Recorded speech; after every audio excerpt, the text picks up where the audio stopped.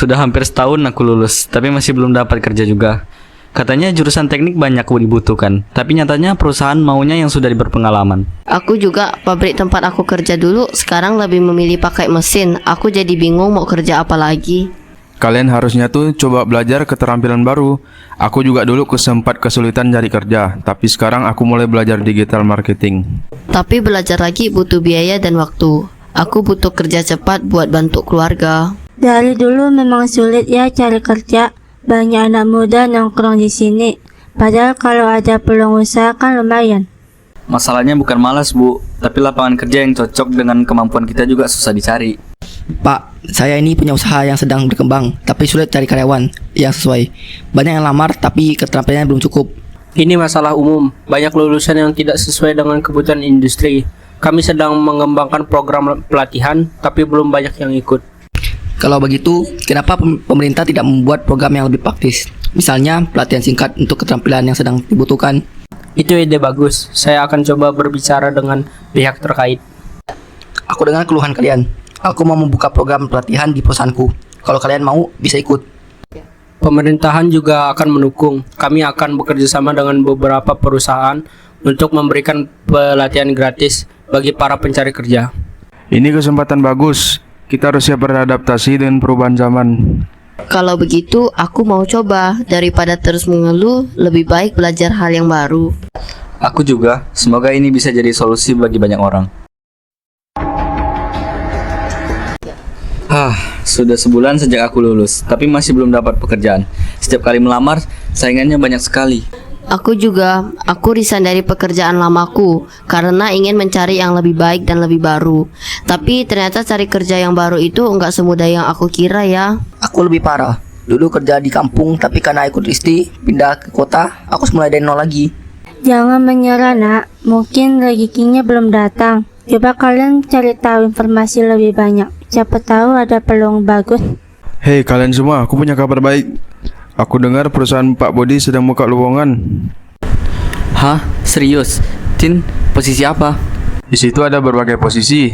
Mereka butuh tenaga baru. Sebaiknya kalian harus cepat melamar sebelum ditutup.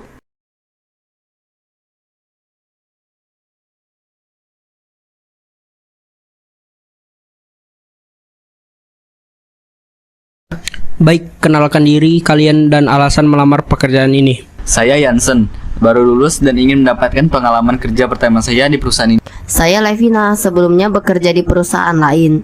Tapi saya ingin mencari peluang yang lebih baik dan pekerjaan yang lebih baru. Saya William, baru pindah ke kota ini dan ingin melanjutkan karir saya. Kalian contoh yang baik dari pengangguran friksional. Sebenarnya, kalian bukan benar-benar pengangguran, hanya sedang dalam masa transisi mencari pekerjaan baru. Jadi kami masih punya peluang.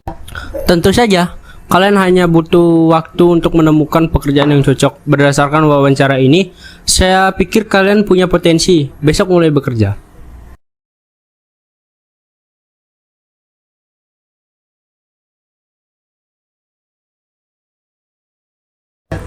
Selamat, kalian akhirnya dapat kerja. Lihat, yang penting jangan menyerah dan terus cari peluang. Aku belajar sesuatu hari ini. Kadang kita hanya perlu sedikit bersabar dan usaha lebih. Betul, walaupun mencari kerja itu sulit, pasti ada jalannya kalau kita terus berusaha. Ayo kita sukses bersama. Aku bekerja sebagai kasir supermarket bertahun-tahun, tapi sekarang digantikan oleh mesin kasir otomatis. Katanya lebih cepat dan hemat biaya. Aku juga kena dampaknya. Pabrik tempat aku kerja sekarang malah lebih banyak memilih menggunakan robot untuk menjahit pakaian. Hasil pakaiannya juga lebih rapi dan lebih banyak dan cepat selesai. Aku dulu sopir taksi, tapi sejak ada transportasi online, pelanggan makin berkurang. Akhirnya aku harus berhenti karena penghasilan tidak cukup. Teknologi memang berkembang pesat nak, tapi mungkin kalian bisa cari cara lain untuk bertahan.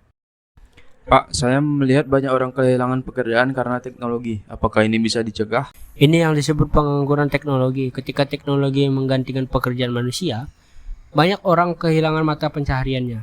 Lah, lalu bagaimana cara mengatasinya? Orang-orang harus beradaptasi.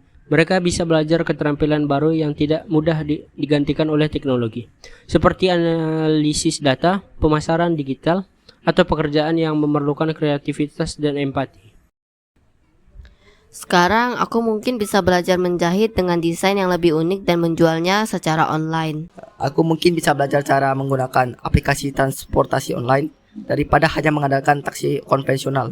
Itu semangat yang bagus. Jangan hanya melihat teknologi sebagai ancaman, tapi sebagai peluang baru. Aku baru saja bicara dengan Pak Anggo. Ini semua karena resesi. Tapi kalau ada ekonomi pulih lagi, pasti ada peluang baru. Betul, sekarang aku juga bingung harus bagaimana untuk ke depannya. Betul, aku juga bingung harus bagaimana. Sambil menunggu ekonomi pulih, kita harus cari cara bertahan. Misalnya usaha kecil-kecilan atau belajar keterampilan baru. Aku juga bisa belajar keterampilan baru, mungkin kursus digital marketing atau lainnya. Itu semangat yang bagus. Penting jangan menyerah. Semua krisis pasti berlalu. Aku mau cari pekerjaan sementara. Aku bekerja sebagai kasir supermarket bertahun-tahun, tapi sekarang digantikan oleh mesin kasir otomatis. Katanya lebih cepat dan hemat biaya. Aku juga kena dampaknya. Pabrik tempat aku kerja sekarang malah lebih banyak memilih menggunakan robot untuk menjahit pakaian. Hasil pakaiannya juga lebih rapi dan lebih banyak dan cepat selesai. Aku dulu sopir taksi, tapi sejak ada transportasi online, pelanggan makin berkurang. Akhirnya aku harus berhenti karena penghasilan tidak cukup. Teknologi memang berkembang pesat, nak. Tapi mungkin kalian bisa cari cara lain untuk bertahan. Pak, saya melihat banyak orang kehilangan pekerjaan karena teknologi. Apakah ini bisa dicegah? Ini yang disebut pengangguran teknologi. Ketika teknologi menggantikan pekerjaan manusia, banyak orang kehilangan mata pencahariannya. Lah, lalu bagaimana cara mengatasinya? Orang-orang harus beradaptasi. Mereka bisa belajar keterampilan baru yang tidak mudah digantikan oleh teknologi, seperti analisis data, pemasaran digital, atau pekerjaan yang memerlukan kreativitas dan empati.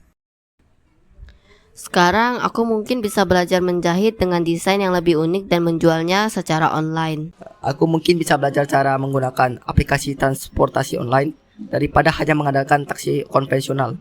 Itu semangat yang bagus. Jangan hanya melihat teknologi sebagai ancaman, tapi